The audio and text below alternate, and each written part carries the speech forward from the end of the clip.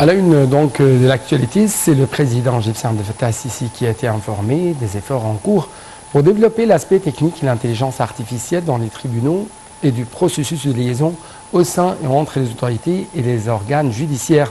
Ceci est intervenu lors de la réunion du chef de l'État aujourd'hui avec le ministre de la Justice, le conseiller Omar Marwan.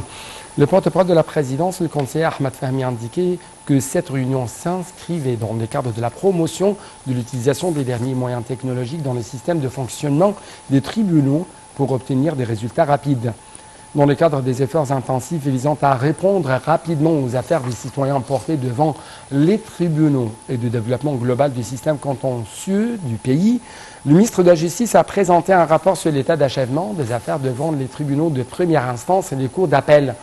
Le président Sisi a, de sa part, remercié et apprécié les juges pour leur performance exceptionnelle et leurs efforts appréciés.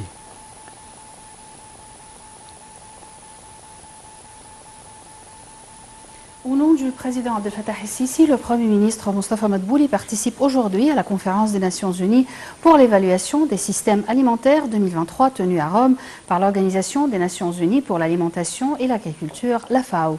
À la veille de la conférence, la directrice de la division des systèmes alimentaires et de la sécurité sanitaire des aliments de la FAO a souligné la nécessité d'une approche holistique et durable qui tient compte des facteurs économiques, sociaux et environnementaux et qui rassemble les population afin de garantir des aliments nutritifs et des moyens d'existence durables pour tous.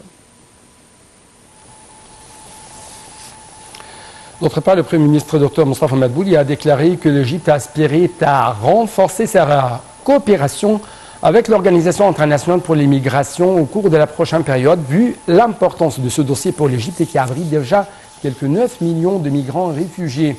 Madbouli s'est exprimé lors de son entretien avec la nouvelle directrice générale élue de l'Organisation internationale pour les migrations, Amy Pope, et ce, en marge de sa participation au nom du président Abdel Fattah el-Sisi à la conférence internationale sur les migrations à Rome.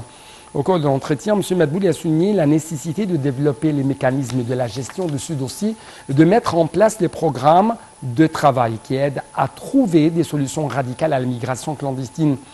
De son côté, Amy Pope a remercié l'Égypte pour son accueil d'un grand nombre de migrants et de réfugiés et pour les services qu'elle leur présente, et surtout avec les défis économiques auxquels ils sont ou elles sont confrontés.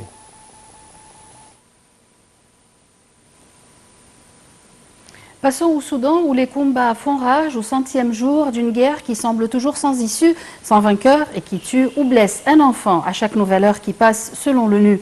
Depuis le 15 avril, l'armée dirigée par le général